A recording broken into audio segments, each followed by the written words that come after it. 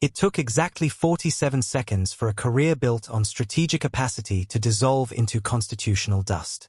The question, delivered with the calm of a prosecuting attorney closing a 30-year case, exposed not a political error but a legal violation so simple, so fundamental, it could not be masked by silence or deflection. The room was the Hart Senate Office Building, Room 216, home to the Senate Select Committee on Intelligence, SSCI. It wasn't the grand, historic spectacle of the Judiciary Committee. Instead, 216 was designed for cold calculus. The acoustics were deadened, the lighting a flat, relentless fluorescent white that seemed to leach the color from the air and make the mahogany paneling look less like wood and more like a forensic sample. At the center of the arc of senators sat Kash Patel, the former principal deputy to the acting director of national intelligence. He was alone at the witness table, framed by two polished water pitchers that seemed to emphasize the utter isolation of the position. He wore a crisp, dark suit, a uniform of official competence that was about to be put through a legal stress test. The atmosphere was not one of rage or theatrics. It was one of precise, institutional gravity. These senators, drawn from both sides of the aisle, understood that the spectacle was secondary to the precedent. The issue at hand was the alleged creation of an off-budget Special Access Program, SAP, within the Office of the Director of National Intelligence, ODNI, designed to conduct foreign counterintelligence operations that circumvented the required legislative review by the SSCI and the House Permanent Select Committee on Intelligence, HPSCI, collectively known as the Gang of Eight, notification process under the National Security Act of 1947. Patel's demeanor was measured, almost defiantly calm. His hands rested flat on the table, barely moving, a technique often taught to project assurance. Yet, beneath the professional veneer, the camera feeds, running at 24 frames per second across the national news channels, could pick up the faintest glint of perspiration reflecting off the fluorescent tubes, the sign of a man whose control was tactical, not genuine. The room was utterly silent save for the soft scratch of Senator Mark Warner's pen against a yellow legal pad and the intermittent, almost imperceptible hiss of the air conditioning. The silence itself felt like a legal weapon, waiting to be deployed. This hearing was not about policy disagreements.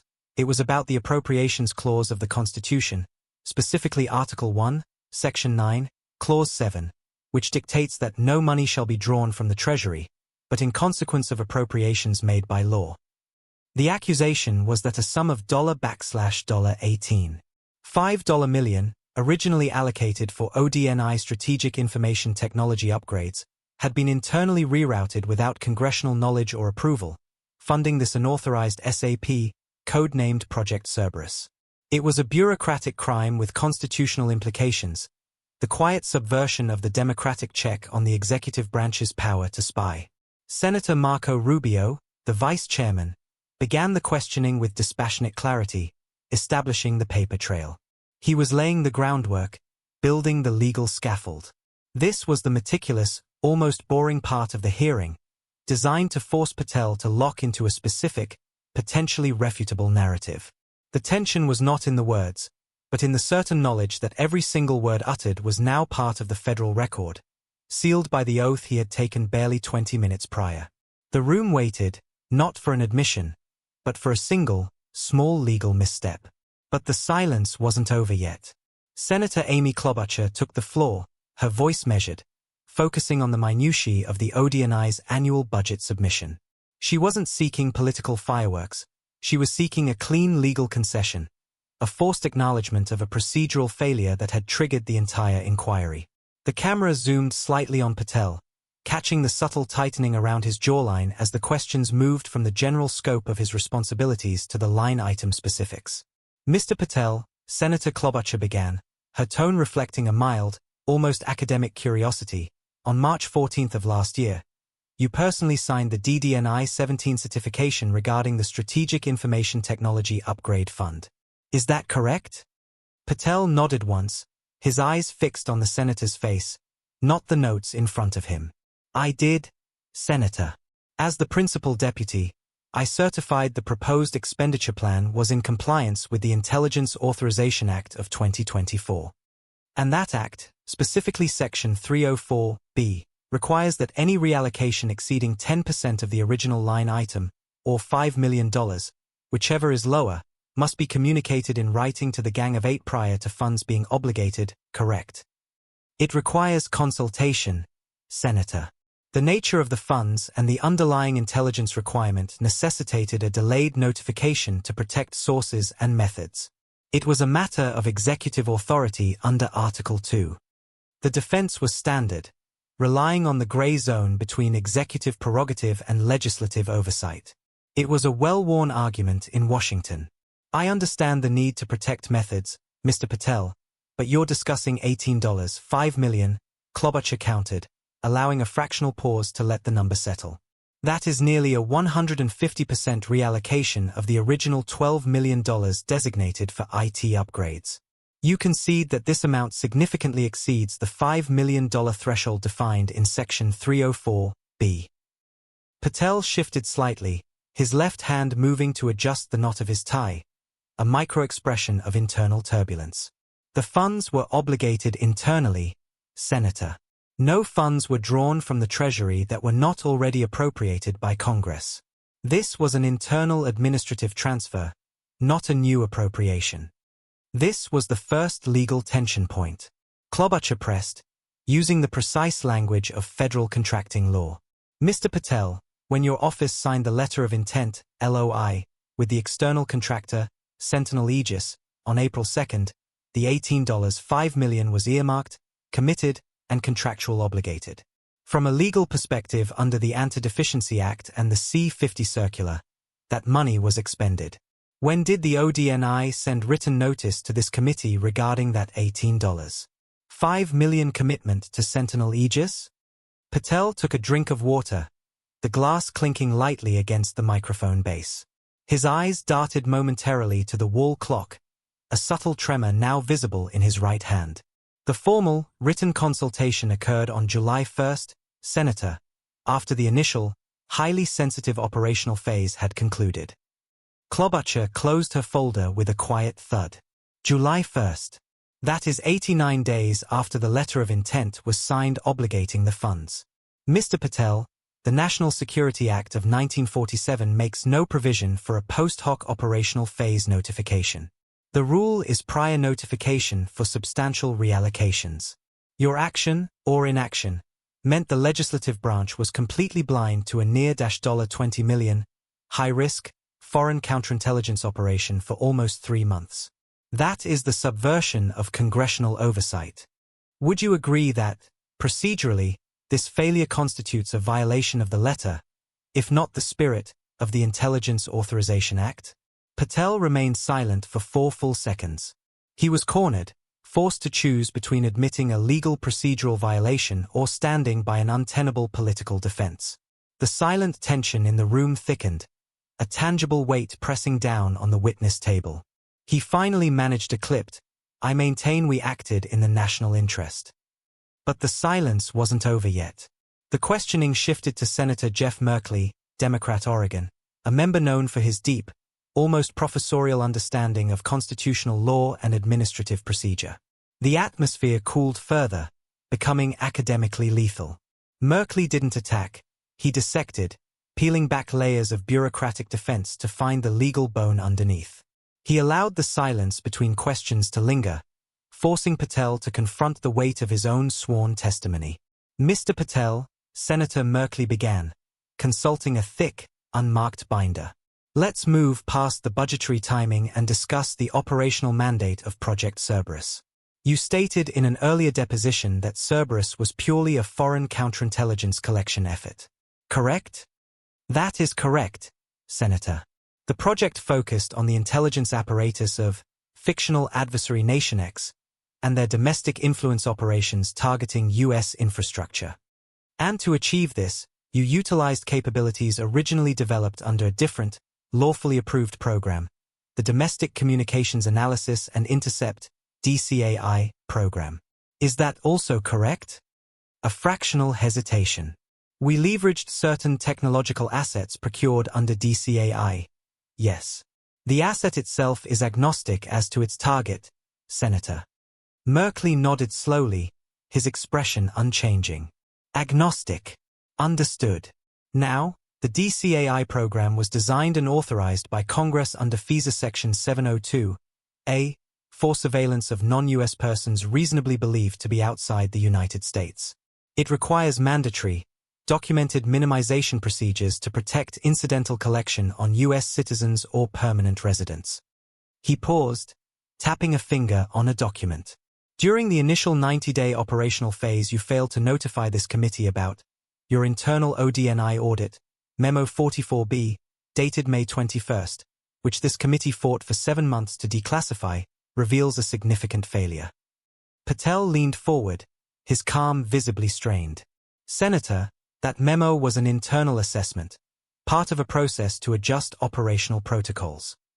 It reveals, Merkley continued, ignoring the interjection, his voice rising slightly in volume but not in intensity, that the technological assets you leveraged resulted in the incidental collection of over 4,500 data streams involving U.S. persons, specifically American citizens communicating with the targeted foreign entities.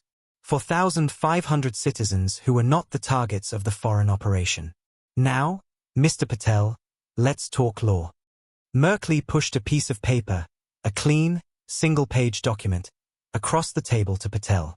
The Fifth Amendment of the U.S. Constitution guarantees that no person shall be deprived of life, liberty, or property without due process of law.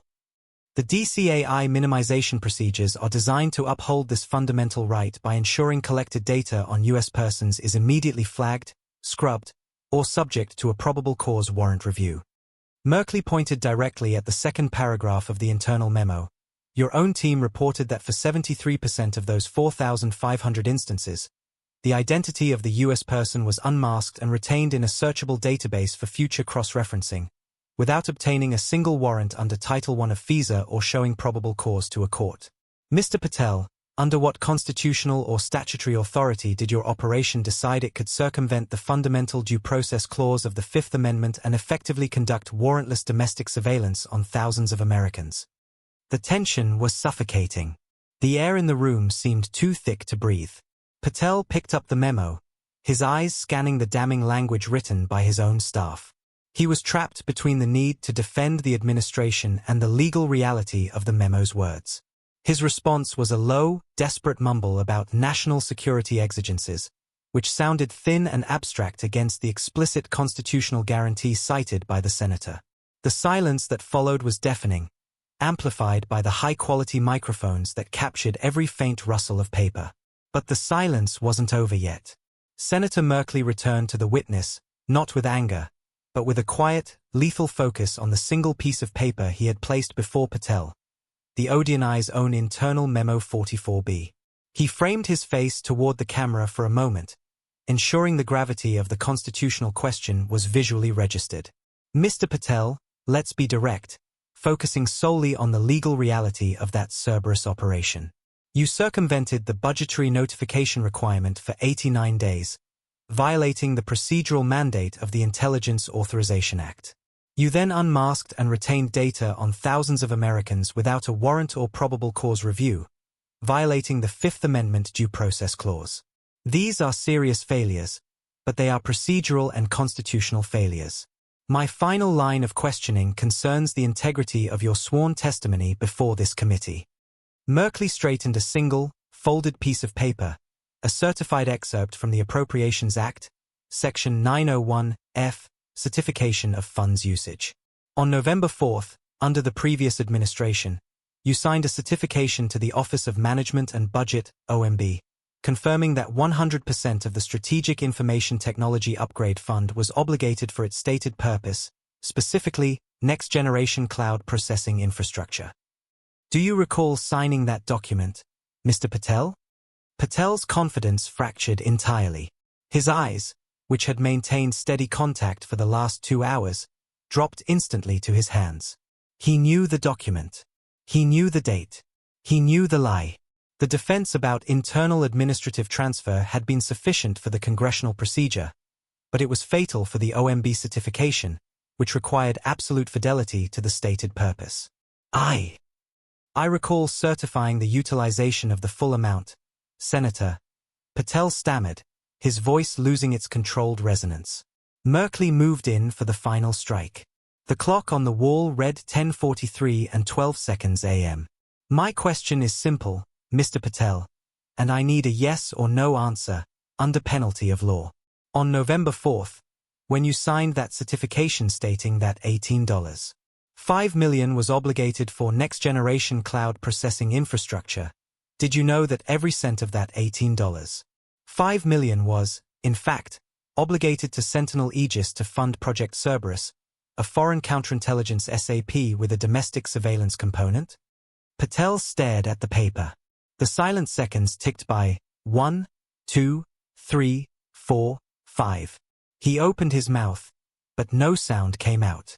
His composure, his measured control, vanished in a single moment of stark legal confrontation. He closed his eyes, a flicker of panic washing over his face that the cameras seized upon. The entire room seemed to lean forward, waiting for the inevitable. The total time of silence, the moment of his legal reckoning, was precisely 47 seconds. When he finally spoke, his voice was a barely audible whisper, shaking uncontrollably. The operational need superseded the technical language of the OMB submission. It was a classic lawyer's evasion, but in this context, it was an explicit admission. Merkley didn't need to press further. He simply stated the legal consequence, his voice chillingly calm. Mr. Patel, the operational need does not supersede 18 U.S.C. Section 1001. You certified to a government agency, OMB, that funds were used for X, while knowing they were used for Y. That is a material misrepresentation, a felony under the false statement statute. You didn't just violate a notification rule. You violated the core integrity of the federal budget process and, by extension, the constitutional mandate of the Appropriations Clause. For 47 seconds, Mr. Patel, you had the opportunity to maintain your oath, but your answer, or lack thereof, has exposed a willful disregard for the law that is fatal to your career and your reputation. Merkley set the document down. The clock read 10:44 and 9 seconds a.m. The silence that followed was definitive, heavy with the weight of institutional failure. But the silence wasn't over yet. The Senate hearing room emptied with a speed inversely proportional to the political weight of the morning's testimony. Patel was immediately escorted out, his face a mask of defeat, shielded from the ensuing media frenzy by a phalanx of security personnel. The collapse of his legal defense in those 47 seconds instantly shifted the institutional landscape, transforming a procedural oversight investigation into a criminal referral. Outside the committee doors, the reaction was immediate and seismic. The networks cut away from regular programming to the special report. News anchors, usually composed, spoke with palpable intensity. On CNN's The Lead, legal analyst Jeffrey Toobin was unequivocal. Constitutional scholars called it the most devastating Senate takedown since Watergate. What we saw wasn't political maneuvering. It was a criminal confession under oath. By admitting the operational need superseded the technical language of the OMB certification, Mr. Patel explicitly admitted to material misrepresentation under 18 U.S.C. Section 1001. That is a direct path to indictment. The failure was not a mistake. It was the knowing falsification of a federal document to fund an unauthorized surveillance program. MSNBC's Rachel Maddow focused on the constitutional failure.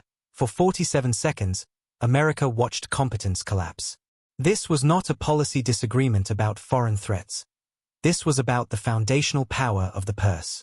The executive branch used funds appropriated for IT upgrades to conduct warrantless domestic surveillance, deliberately bypassing the oversight mandated by the National Security Act. This subverts the entire legislative check on executive power. The DOJ's internal investigation will now move from the civil to the criminal domain. The institutional consequences were immediate. Within 2 hours, the Department of Justice, DOJ, announced the activation of a special internal task force to review the SSCI testimony for potential criminal violations under 18 U.S.C. Section 1001, false statements, and 18 U.S.C. Section 641, theft of public money, given the unauthorized expenditure. The Senate, in an unprecedented bipartisan agreement, issued an immediate cessation order for Project Cerberus, demanding all data collected on U.S. persons be placed in escrow under the supervision of the FISA court. The ODNI's Inspector General, IG, announced a comprehensive audit, freezing all discretionary budgets and placing 2 senior ODNI personnel, Patel's direct deputies, on immediate administrative leave pending their own testimony. The political fallout was just as severe. The opposition party swiftly moved to introduce the Accountability in Intelligence Act, designed to codify the necessity of real-time congressional notification for any classified fund transfer exceeding 1%, effectively eliminating the executive branch's ability to create off-book SAPs. The debate was no longer about policy. It was about the fundamental legal contract between the government and the governed. The image of Patel's silent, shaking moment of recognition became the defining visual of the institutional failure, a stark reminder that even the most carefully constructed political defenses crumble under the weight of simple legal facts. But the silence wasn't over yet. The final session was a solitary, reflective moment. The senators had left, the press corps had retreated to file their hot takes, and the harsh fluorescent lights of room 216 seemed to dim slightly, casting long, lonely shadows across the marble floor. The camera lingered on the empty witness table, focusing on the discarded water glass and the remaining silence. This was the true aftermath, not the political theater, but the institutional reckoning. The narrative voice, calm and journalistic, stepped back to consider the broader legal and moral implications of the Cerberus operation and the subsequent failure. The core lesson was that ignorance of the law is never a successful defense in the upper echelons of Washington. Patel's fundamental error was not merely in the procedural misstep of the notification delay, but in the constitutional hubris of believing that the operational need could override the explicit language of the Appropriations Clause. The Constitution is designed to be an inelastic barrier against executive overreach, particularly when it involves the unauthorized expenditure of public funds or the deprivation of guaranteed rights. The $$18. $5 million, however small in the context of the federal budget, represented a willful violation of the separation of powers, transforming a foreign surveillance project into a domestic legal liability.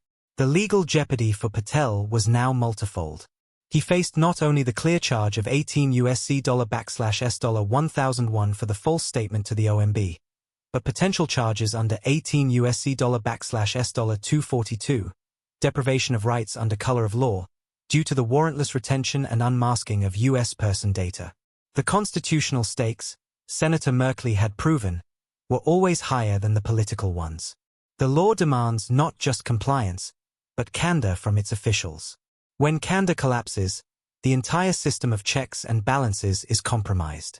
The true victim of the 47-second collapse was the trust vested in the executive branch to self-regulate within legally defined boundaries. The failure of Project Cerberus would not only lead to the prosecution of an individual but also to the wholesale restructuring of ODNI's internal compliance protocols, ensuring that no future principal deputy could unilaterally create an off-budget SAP that encroached upon the Fourth and Fifth Amendment rights of American citizens. The Senate's role, affirmed in the most dramatic fashion, was the unyielding, meticulous enforcement of the written law, a constitutional duty that often looks dull until it is deployed with surgical precision. The camera slowly pulled back, capturing the entire, sterile room. The silence was absolute now, the moral question answered not by rhetoric, but by the legal record. Washington is a city built on the meticulous crafting of narratives, but ultimately, those narratives must yield to the truth encoded in statute and the Constitution. Some careers end in scandal. His ended in silence.